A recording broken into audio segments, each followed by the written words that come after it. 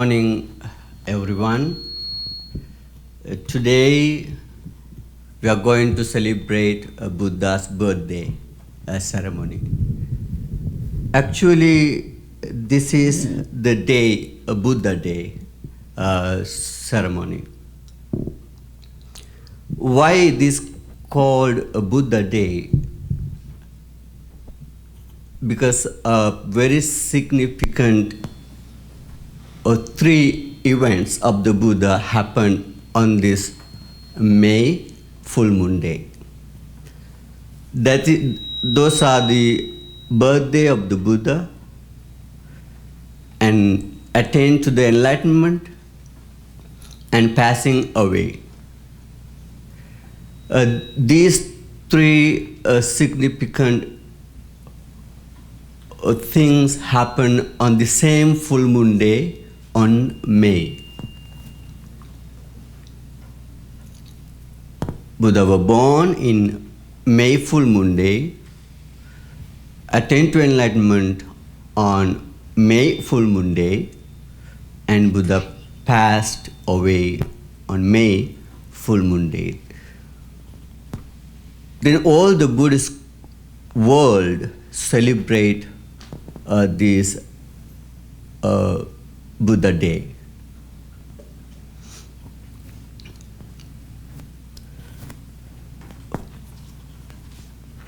Buddha was born to 623rd years ago of the Christ.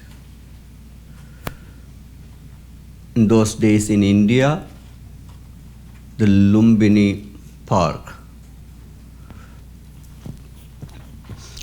I hope to give a summary of the Buddha's life.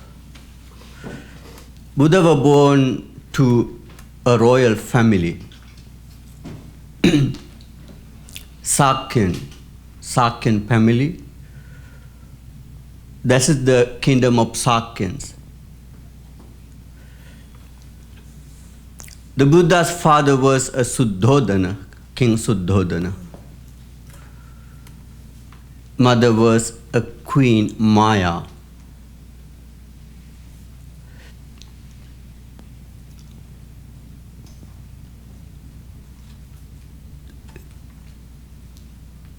The Buddha's name was Siddhartha.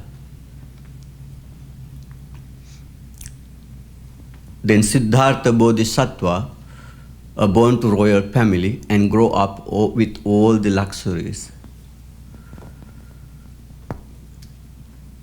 He had everything he needed. His family,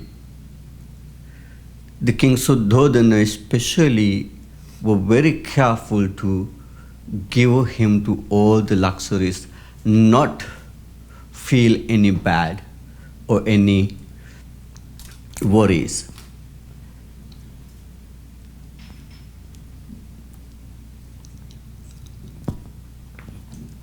The Siddhartha had the three palaces to stay in the different seasons. In the hot seasons, in the special palace. For the cold season, the special palace. And the different seasons, he had a different palace.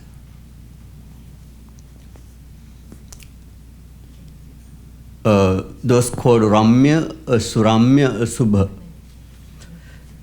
Then actually Siddhartha's born after 7 days later, his mother passed away. Then Gautami, who was the younger sister of Maya, married to King Subodha, and Gautami was the stepmother of the Siddhartha. Then Gautami adopted him really lovely. Then Siddhartha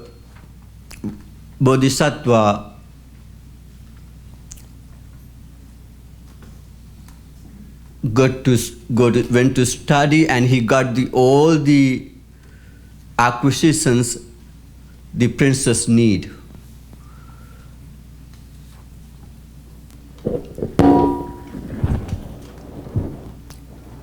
Then he is very clever and the compassionate and the wise one. Siddhartha was a very special and a smart child, and he learned everything very fast. And he finished, when he's 16 years, he finished all the studies. Then he got married when he was 16 with Yasodhara. Those marriage life was 13th years. After 13th years,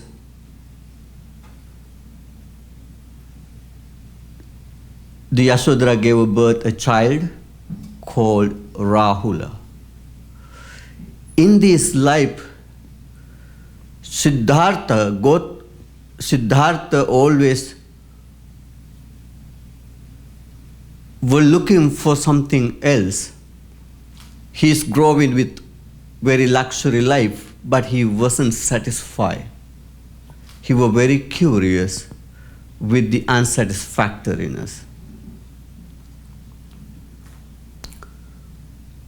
When he saw a sick person, it was really touched his heart. And he was thinking, why people getting sick, terribly sick? There are certain temporary solutions get cured, but all living beings getting sick. How we overcome the sickness? Deeply he was thinking about it. When you see the old ones, that old age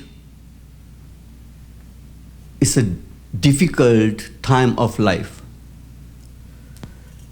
Everybody growing and growing and growing, getting weaker and weaker and weaker. Finally, they lie down, unable to stand up. How we overcome this decay? Then he was thinking very deeply to find a solution for this. And when he saw a death persons, and he started to think, everybody dying. Everybody have to left, and everybody have to giving up what they are beloved. Everybody have to left their family and left their wealth and everything they have. Then Siddhartha Bodhisattva was thinking, how can I find a solution for this? How we become a deathlessness?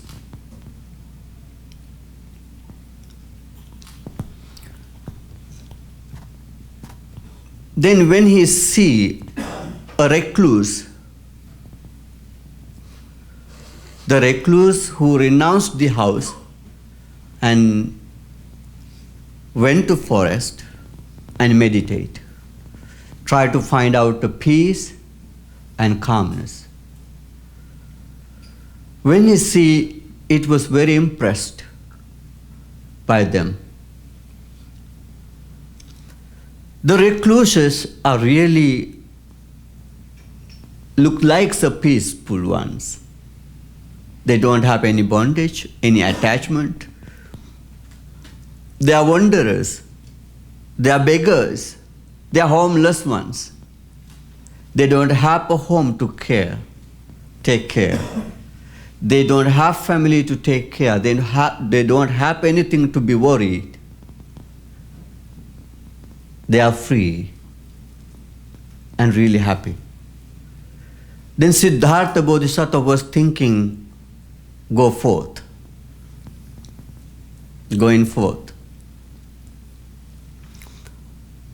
After Yasodhara gave birth a child called Rahula, and Siddhartha was thinking, this is the new bond. I'm going to bond my family more than ever before. And he decided to renounce. On a full moon day in June, we call Asala, and he renounced the palace, renounced the house, and went forth. And he went to the forest, got the ball, and wear the robe, and start to wander. And he was wandering, find out the teachers. And he went to many different teachers and learned from them and meditate under them, practiced. And he achieved the highest status of the mind, of concentration or samadhi, by practicing under those teachers. Highest samadhi.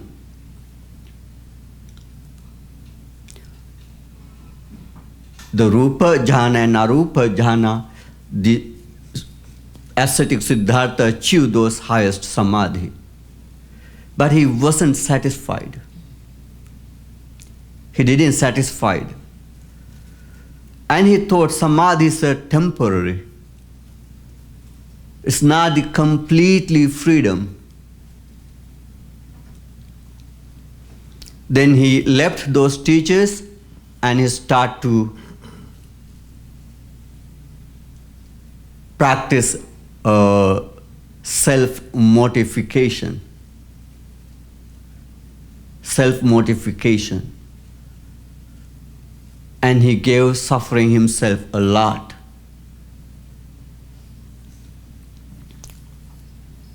I think you may have seen the pictures of the Siddhartha ascetic,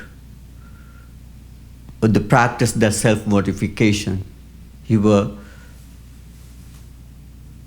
really weak because he stopped eating. According to the sutta in Majjhima Nikaya, Arya Pariyeshana Sutta, and he explained how he was to practice that self-mortification. It's a critically difficult practice.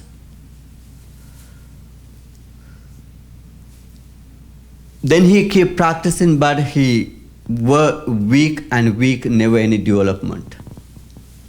He almost to die. Then he decided, this is not the way to awaken. This is not the way to enlightenment. Then he gave up that practice. And he started to practice Majjhima Patipada, a middle path. The Siddhartha figured out himself the correct path could be the middle path. And he took the food, sufficient food to survive, and started to meditate. And he practiced vipassana, insight, meditation. Then and he meditate, and he achieve the higher status of mind of the concentration and the many different special knowledge called divine eye, divine ear, the knowledge of the reading others' mind, and the knowledge of the see the previous lives, and the knowledge of the seeing the sentient beings, the birth and death. Finally, Buddha, the Siddhartha achieved asavakkaya jnana, the finally achieved the Buddhahood. Under a Bodhi tree in Bodh Gaya on the full moon day of May, he achieved the Buddhahood. After achieving Buddhahood, and he spent few weeks under a Buddhahood, under a Bodhi tree, and he, after a few weeks later, and he decided I want to teach. I want to give this peace and freedom other sentient beings. I want support and help to the world to get the freedom, to attain to enlightenment. And Buddha went to Varanasi and gave his first sermon, Dhamma talk, to the 5 ascetics. What is that first Dhamma talk? What about? It is about the Four Noble Truths. Four Noble Truths. That's the Buddha's first sermon and teaching about the Four Noble Truths.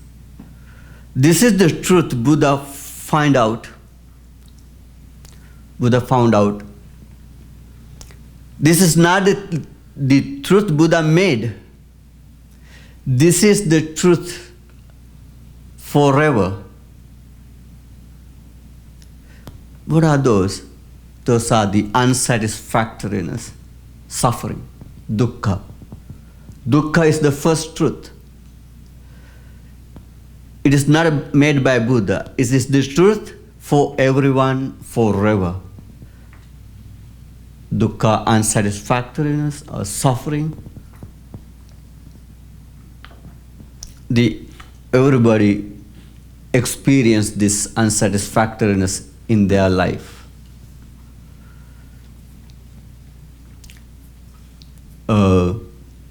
It's the suffering of birth and decay and sickness,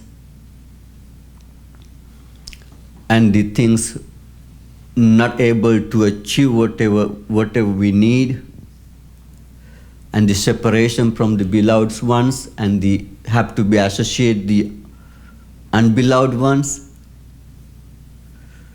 and the suffering of the 5 aggregates, or briefly sorrow, pain, lamentation, despair, and those all type of sufferings everybody experience. And the Buddha find out the second truth is called the cause of suffering, the origin of suffering. What is that? It is the craving, attachments, desire. This is the cause of the suffering. This is the truth. This is the cause of every type of sufferings, all the sufferings. And then Buddha find out the third truth. It is the end of suffering, cessation. There is an end of the suffering too. What's the end of suffering? It's the end of craving, end of attachment, end of bond and desire. This is the third noble truth. This is the freedom. How we get rid of that craving and desire attachment? There's a path. That's the fourth one. The path to the end of suffering or unsatisfactoriness. It's called Majjhima Patipada, a middle path.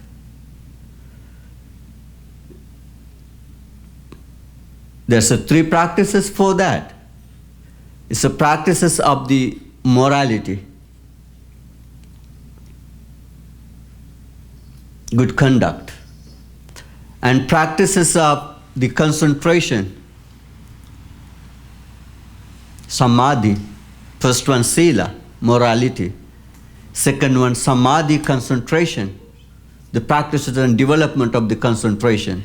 That's what we do here twice a week, practice meditation to develop mindfulness and concentration. The third one is the panya, wisdom. Wisdom can be achieved by the practicing and developing the morality and the concentration. And by practicing inside meditation vipassana. That achieved wisdom is the enlightenment. That wisdom called the understanding the unsatisfactoriness, the cause of unsatisfactoriness and the end of unsatisfactoriness and the way to leading to the unsatisfactoriness. By realizing this Four Noble Truth, we can achieve that enlightenment. We can achieve that peace. We can achieve that freedom. This Buddha Day, we going to celebrate and chanting. Also, we have to determine ourselves. The Buddha is the first and only one to pound out these truths and explore to the world these truths. How we exactly to be gratitude to the Buddha. How we exactly pay respect to the Buddha by practicing his path, by realizing the truth he explored. Then I would like to mention that this is the truth to realize, to be freedom. Then we have a responsibility to learn that path and learn those teachings and to practice.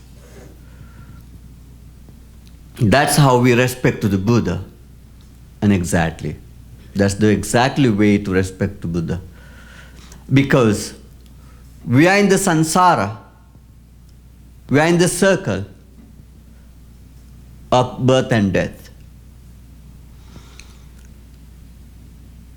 Buddha were born or not, but we are keep going in the samsara, in the human realms, heavenly realms, animal realms, ghost realms, asura realms, hell.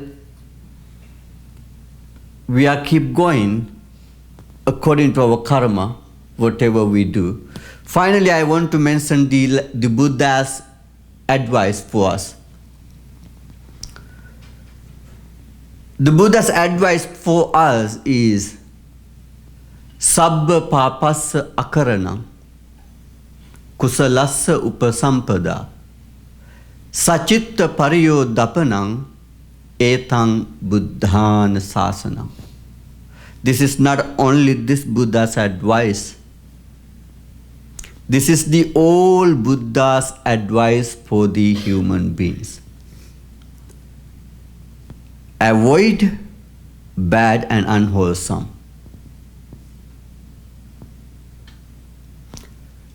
Not to do bad or unwholesome. Do good. Do wholesome things. Develop the mind. Develop the mind. By observing precepts, by observing five precepts, we can practice the morality, virtuous life. A few of our participants to the meditation classes took the precepts. I would like to invite you, take the precepts. Take the 3 refuges of the Buddha, Dhamma and Sangha. And take the 5 precepts. Not to kill, not to steal, not to sexual misconduct, and not to take intoxications. This is the 5 precepts to develop the morality. If you want to go furthermore, you can take the 8 precepts. If you want to go more, you can take the 10 precepts. If you want to go more, then you may come to get the ordained. Then as a novice monk, and a few years later you can take the high ordination. Then you will get the more opportunity to practice this. This is the practice of morality, by not to doing bad and doing good. The third one, the most important thing, is to develop the mind, to practice meditation. Without meditation, no concentration. Without concentration, no wisdom. Without wisdom, no liberation, no freedom. We are keeping going in the samsara. Many Buddhas get birth, keep teachings, and passing away. But we are going in the samsara because we're not practicing morality, not developing concentration, nor achieve wisdom. Then I would like to invite this Buddha Day, come our meditation classes and practice, take 3 refuges and 5 precepts, and keep practicing morality, keep practicing meditation, developing concentration, then try to achieve the wisdom. Then we will get the enlightened ones one day. And this is how we respect to the Buddha, and this is the teaching for today and for explanation. And you are very welcome for the celebration of the Buddha Day ceremony. And I would like to give you the blessings of the Buddha. And I would like to give you the blessings of the Dhamma teaching. And I would like to give you the blessings of the Sangha, Arahants ones, enlightened ones. By the blessings of this Buddha, Dhamma and Sangha, you may live happily and peacefully and healthy. And you may live long, and you may get impress and courage to practice the path, the middle path to the freedom, to the liberation. Thank you for coming, and enjoy the ceremonies today. Thank you.